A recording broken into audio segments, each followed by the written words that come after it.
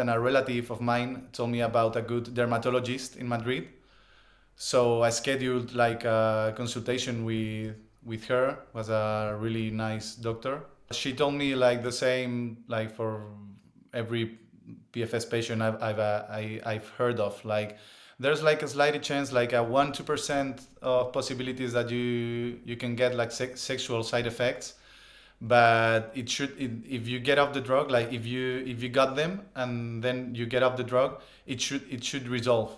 Like you should come back to normal in some weeks, like in 3-4 weeks, so don't worry.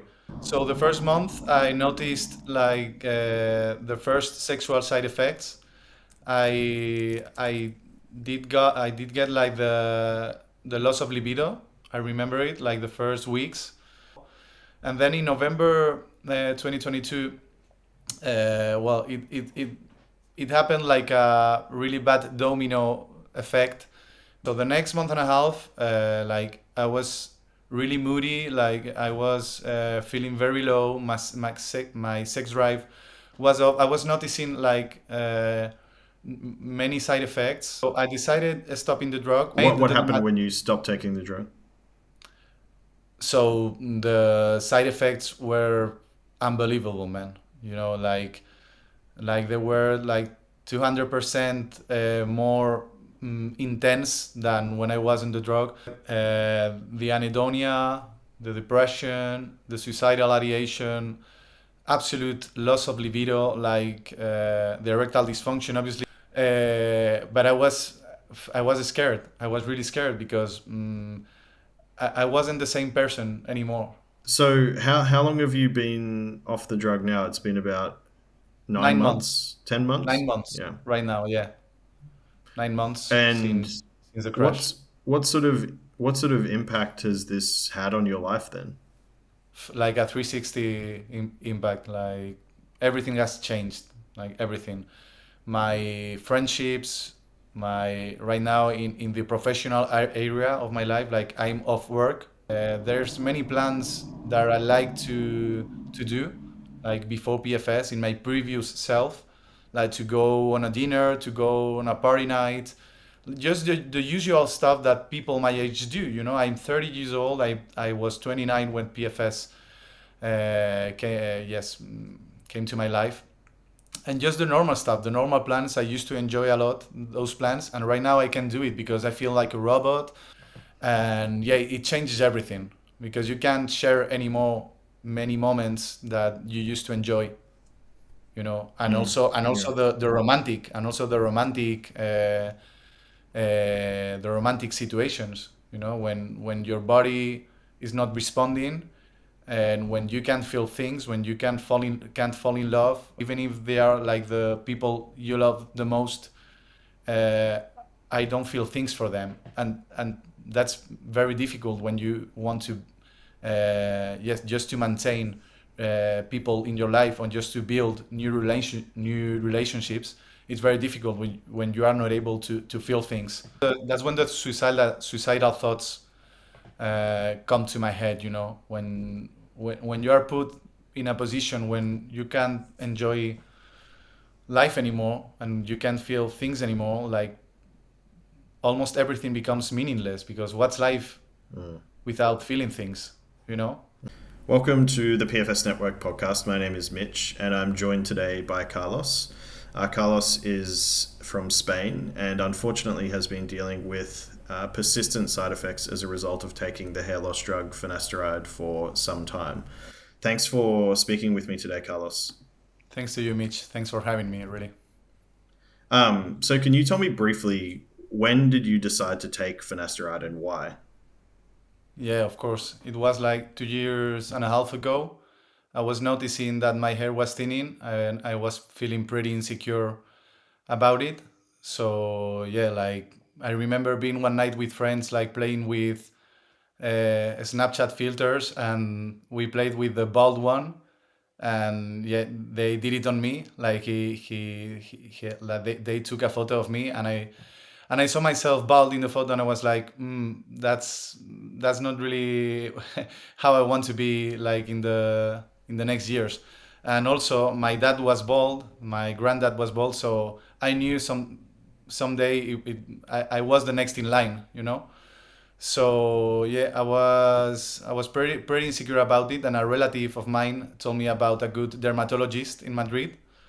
So I scheduled like a consultation with her. Was a really nice doctor. That was my opinion of her like at that time. And yeah, and I went there to the consultation, and they told me about the treatment, like the minoxidil and finasteride treatment, because they looked at my hair, and they told me, well, your case is not um it's not like that big of a deal for a hair transplant, sorry. So you should go on chemical stuff, you should go on the pills that they work very good, and you're gonna be okay. You're gonna block like the balding, stop the balding, and maybe recover some hair. And I was like, well, that should work for me, like it sounds good. Yeah. And how long ago was that? When was this? This was February 2021. Okay, so Yeah, like like the previous two months, and two and a the half previous years months to ago. that, Yeah, I was feeling like insecure with my hair. Yeah. yeah. Mm. And so you went to a dermatologist. She prescribed you the drug. Mm. When she was prescribing you the drug, like what kind of information did she give to you about possible side effects or kind of safety information? Yeah, but she told me like the same, like for every PFS patient I've heard of. Like, there's like a slight chance, like a 1-2% of possibilities that you can get like sexual side effects. But if you get off the drug, like if you got them and then you get off the drug, it should resolve. Like, you should come back to normal in some weeks, like in 3-4 weeks. So don't worry. And I was like, well, I think it's a win-win for me, because I should be in the 98% of people that doesn't get don't get the side effects. But if I get them, I just have to get off the drug, and everything would be okay. So 98% chances to recover my hair, and yes, just ending my insecurity with the hair loss, with the balding. Yeah, it seems like a pretty like um, uh, low risk endeavor, right? Where you know Mm, if if you are the 1 to 2% of people who take the drug, then who get side effects, then you just stop taking it and they go away. But obviously that hasn't yeah. happened here. So she also didn't present you kind of any information about PFS or No, any kind of no. no information about PFS. Just this treatment is Okay. secure. Like millions of men have done this, like these past decades. So you are okay. You are, yeah, Hmm. just you are a good candidate. They told me about like giving them a blood test, like a really simple blood test, to see my hormones and everything. And well, I did it. I gave them the blood test, and they told me, well, you are ready to go. You are like a healthy young man, and you shouldn't have problems with the drug. Okay. And then you start taking the drug, Yeah, and I'm sure you probably felt pretty happy about doing something about your hair loss. What yeah. happened next? So the first month, I noticed like the first sexual side effects. I did get like the loss of libido. I remember it like the first weeks. Like, normally I would masturbate like once a day, like since I discovered masturbation.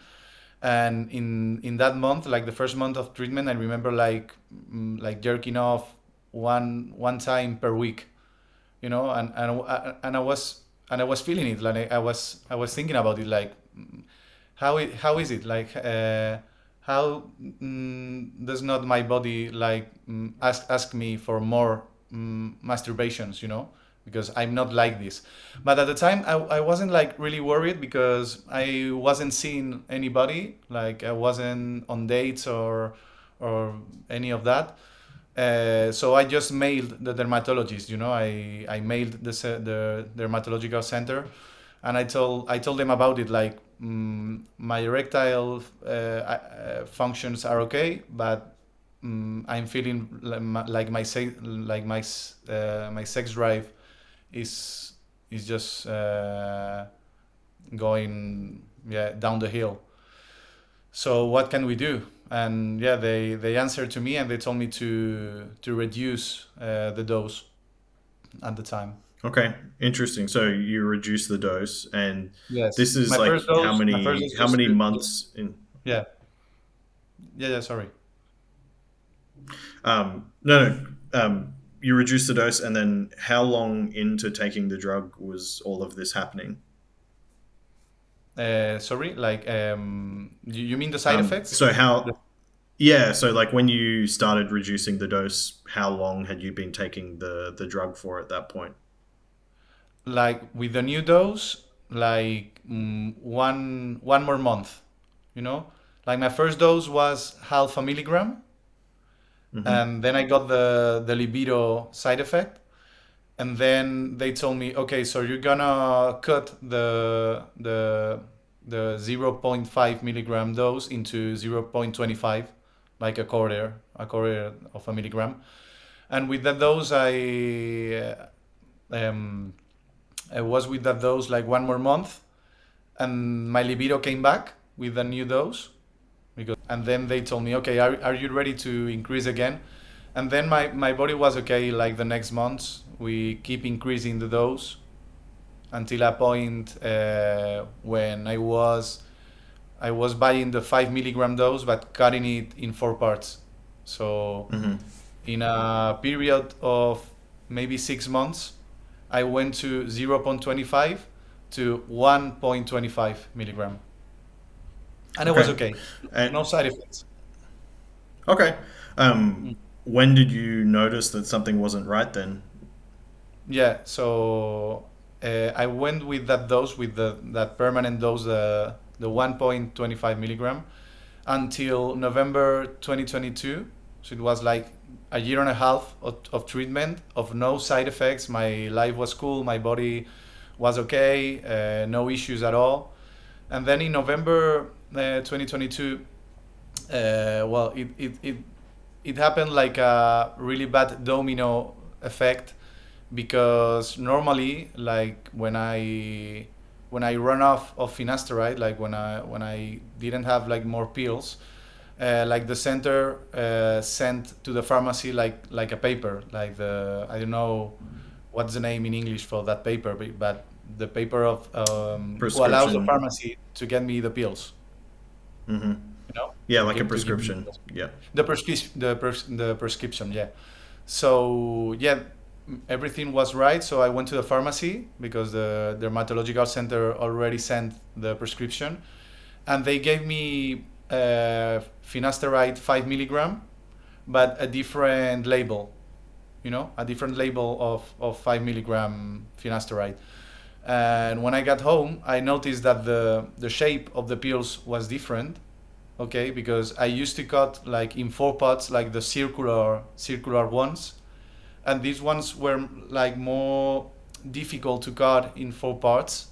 They were like, yeah, more little, and and at that moment I thought, okay, how could I cut it in three parts? Because I remember that I got the last meeting with the dermatologist, and he told me, well, it's been a while, like you been in the 1.25 milligram dose. Are you ready to increase the dose? So I remember like that, yeah, like those words of my dermatologist, and I said, well, okay, I'm gonna cut it in three. But I went by myself, you know, because I wasn't thinking about any bad side effects, because I trusted the drug, you know. I was just trusting the drug, and that was when, with that new dose, when everything started to go bad. Okay. Yeah. And what happened? Yeah, so I remember the next month and a half with that new dose, which should be like maybe 1.8 milligram. The next month and a half, like I was really moody, like I was feeling very low. My sex drive was up. I was noticing like many side effects. Like I remember like losing my voice twice. I don't know if finasteride is related to, yeah, to voice loss, or I lost my voice twice. My libido was down. I remember being with a girl like in the first days of December 2022. I remember being with her, and yeah, and I wasn't able to have like good sex with her. Like I started to have erectile dysfunction, and at the time I wasn't thinking of PFS. I was just thinking, okay, this night I have drunk alcohol. It's too late. Maybe just my body is tired. I say this Mm-hmm. just to Yeah. remember everybody that I trusted the drug. I trusted the drug, and I was thinking about other possibilities that Mm-hmm. weren't PFS. Mm. And so, were those the only symptoms that you experienced while you were on the drug, like low libido, erectile dysfunction, kind of Yeah. moodiness? Anything else that you experienced while you were taking the drug? No, just the moodiness. That was on the drug. Like the PFS comes later, Mm-hmm. but on the drug it Mm-hmm. was like low libido, moodiness, yeah, low mood, um, yeah, erectile Mm-hmm. dysfunction, yeah. So all of that. And so, Yeah. you decided to stop taking the drug, and then what happened when you stopped taking the Yeah, drug? so I decided stopping the drug when I remember being the 23rd of December. I was I was at the club, just a party night, a normal party night, and I saw a girl who, yeah, I liked her a lot, and yeah, and she liked me too. So I remember just going at her, and just we liked each other, and we started kissing that night. And I remember like kissing her for an hour, and I wasn't feeling anything, none in my brain or my genitals, and I not feeling anything, man. Like I wasn't attracted to her, and she was a very beautiful woman. So that was the moment when I was like really scared about maybe something is happening with my body.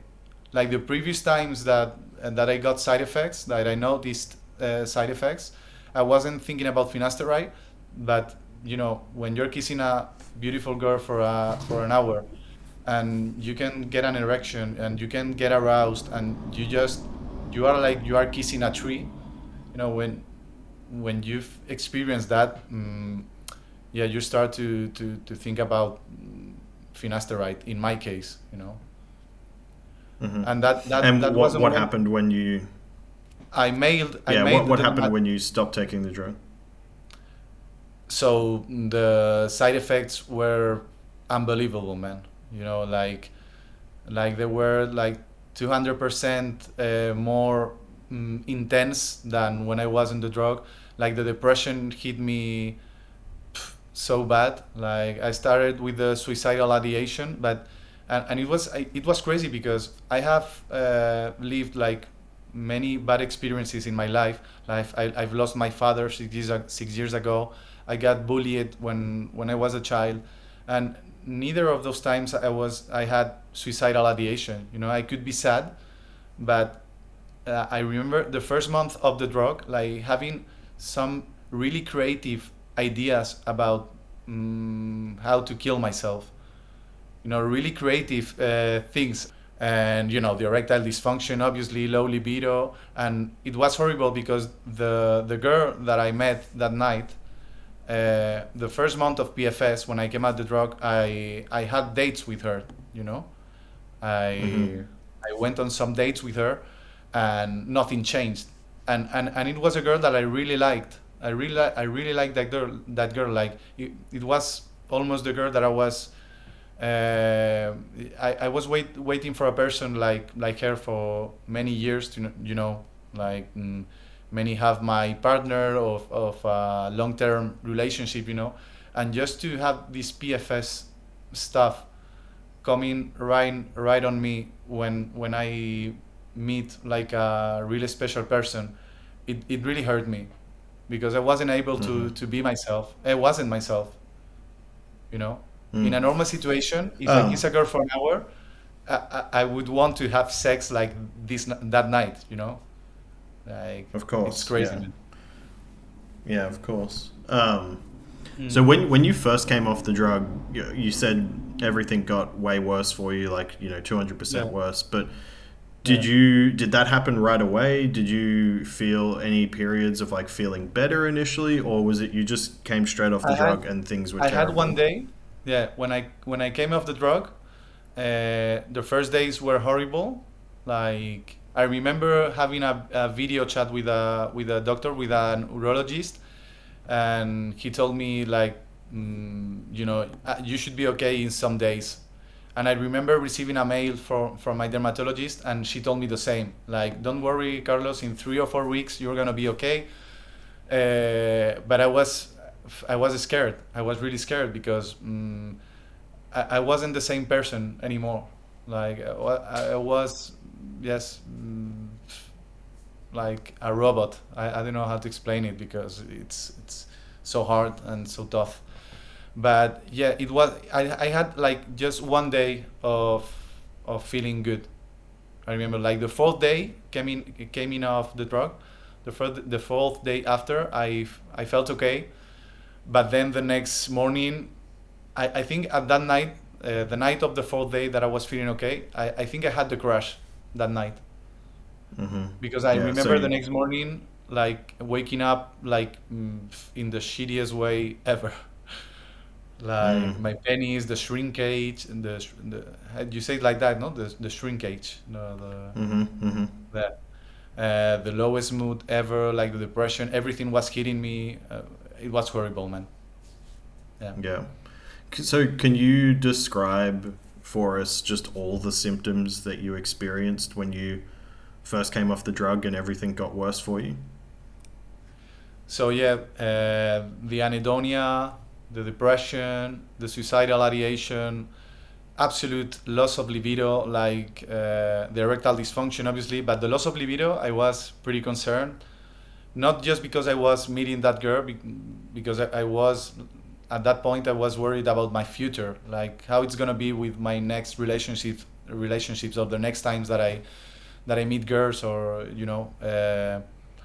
I was pretty scared, and I was feeling really bad, And the loss of libido, when you are healthy in a sexual way, when your body calls you, you have that thing coming on when you get aroused, and when you see a nice girl scrolling also on social media or whatever, like your body, your brain calls you. I've lost those calls. Like my body didn't call me at that time, it's not calling me anymore, like in the present day. Mm, Mm. mm-hmm. Yeah. Um, so have you visited a clinician, like a doctor? If you have, what's that experience been like for you? Really bad experiences, like the vast majority of them, like really bad experiences. I have visited like 15 different doctors, like of different specialties. Like I've visited like 4 urologists, 2 andrologists, 4 endocrinologists, Mm-hmm. and 90% of them told me that it was all in my head. They was all psychosomatic. It was nocebo effect, that I just had to relax. I remember, and also the dermatologists of my center, who I contacted them to, for what was happening to me. Like, this is happening to me, the PFS. What do you know about this condition? Because I was starting to do my research of what was happening to me, because it felt really bad. And they told me, okay, you just have to relax and everything will come back to normal. Like, that's the worst diagnosis, like the worst Mm-hmm. Mm-hmm. that some professional has given to me, like, ever. And yes, like almost everyone told me that it was in my head, that it was all psychological. And it's pretty concerning because when you know you are not yourself anymore, when you got this terrible suicidal ideation, when you know your penis has changed, like the blood flow, like everything, you know your body, man. Like every man knows their bodies. So I really knew something was changing, or something has like switched off in my head. I really knew it, and it was horrible Yeah. not having the support of the of the medical community. Like only two doctors supported me, but they didn't they didn't give to me any solution. They just gave me, this is a tragedy and you have to deal with it. And it was like, okay, man, thank you. Like I'm gonna try to deal with it, but it's so difficult. So yeah, it's tough. Yeah. Yeah, it's a pretty horrible situation to like not be believed, and then if you are believed, to just be told like, sorry, there's nothing we can do about it. So Mm. yeah, it's a terrible situation. Yeah, yeah, it is. So how long have you been off the drug now? It's been about nine 9 months. months, 10 months. 9 months Yeah. right now. Yeah, 9 months And since the crash. what's what sort of impact has this had on your life then? Like a 360 impact. Like everything has changed. Like everything. My friendships, my right now in the professional area of my life. Like I'm off work right now because at the time when finasteride was hitting me, like the side effects and everything, I was changing. Like I was having like a professional changing because I wasn't happy at my job, and I really knew where I wanted to go. But then PFS hit me, and it was like, I can't do this anymore because my brain, my body, this is my biggest concern right now. Like I want to recover from this, and then maybe I will worry about the professional things again. But yeah, if you ask me that in these 9 months, like my relationships, with my family, with my closest friends, there's many plans that I like to do, like before PFS in my previous self, like to go on a dinner, to go on a party night, just the usual stuff that people my age do. I'm 30 years old. I was 29 when PFS came to my life, and just the normal stuff, the normal plans I used to enjoy a lot, those plans, and right now I can do it because I feel like a robot. Like I feel like I'm in a table, just I sit down there and I just wait to the plan to end. Like I can't enjoy it anymore because socializing is has become like a really difficult thing, because you have to confront like those questions of how's your life going, because the people is going to ask you that, and you are not like strong enough to answer those questions many times. And yeah, it changes everything because you can't share anymore many moments that you used to enjoy, and Mm, also yeah. the romantic situations, when your body is not responding, and when you can't feel things, when you can't fall in love, the people you love the most, uh, I don't feel things for them, and that's very difficult when you want to, yes, just to maintain people in your life, and just to build new relationships. It's very difficult when you are not able to feel things. If and I don't Yeah. care if it's in a sexual way or in a romantic way or just in a normal way, but it's just difficult. So yeah, it has impacted Yeah. me a lot. Yeah, yeah. Yeah. I'm really sorry to hear that. It's Mm. yeah, Thank you. especially like, yeah, when you're young, and all your friends are kind of enjoying their 20s and 30s. It's yeah, Yeah, it's really really hard to deal with. So yeah. um, That's when the suicidal thoughts come to my head. When you are put in a position when you can't enjoy life anymore and you can't feel things anymore. Like almost everything becomes meaningless, because what's life without feeling things, you know? With the PFS, we don't have that. We are just surviving. It's just survival mode. It's painful. Yeah, absolutely. Mm. Okay, well, before we wrap up, the last question I wanted to ask you is, when you were, or before you took the drug, do you feel like you had enough information about the possible consequences to provide informed consent? No, absolutely not. I didn't have any of that. No, no, no, no. Yeah. Any information about PFS or persistent side effects.